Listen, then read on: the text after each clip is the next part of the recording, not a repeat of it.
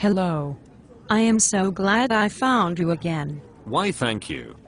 It's a rare thing to be so appreciated. Well, I have been concerned about my silver ever since I read an article on ZeroHedge.com about the Hunt brothers. Yes. People are saying we are all modern-day Hunt brothers for investing in silver. Really?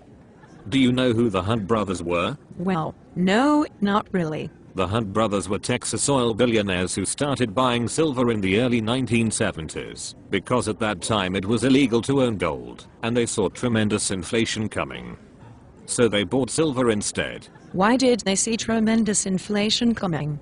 Because the President Nixon had just repudiated the Bretton Woods Agreement by refusing to exchange gold for dollars anymore. What was the Bretton Woods Agreement?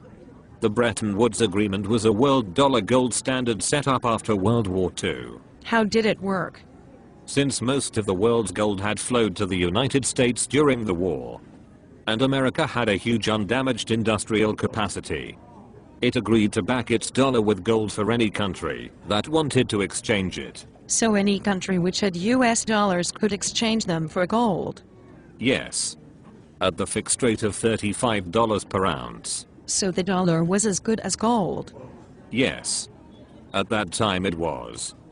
But the spending of the 1960s on guns and butter called that into question.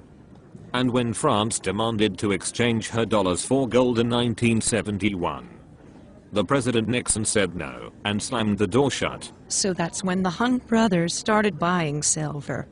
Yes. Silver was under $2 per ounce when the Hunt brothers started buying it. And they were worth about $13 billion at that time. So the Hunt brothers could have bought nearly 7 billion ounces of silver? Yes. Theoretically.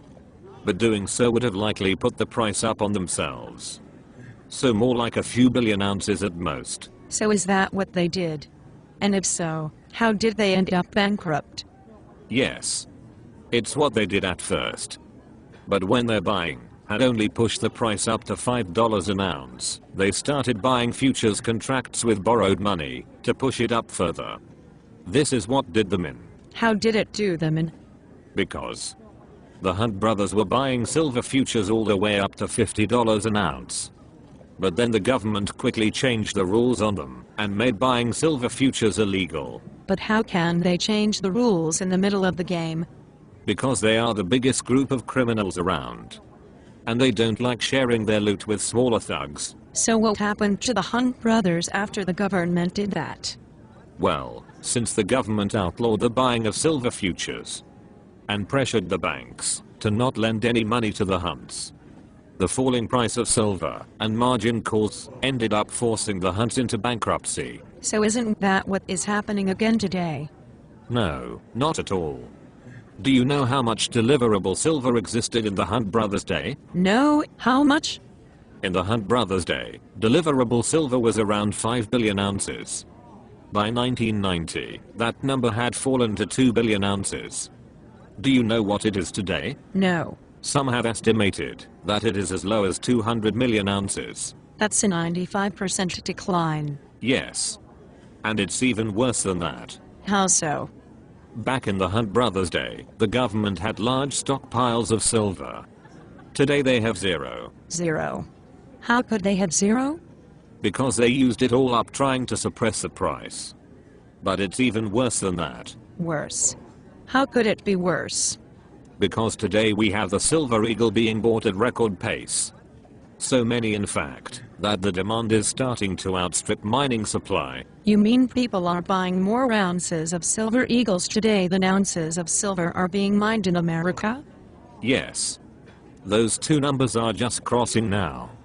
And that means that America will need to import silver to mint their Eagles.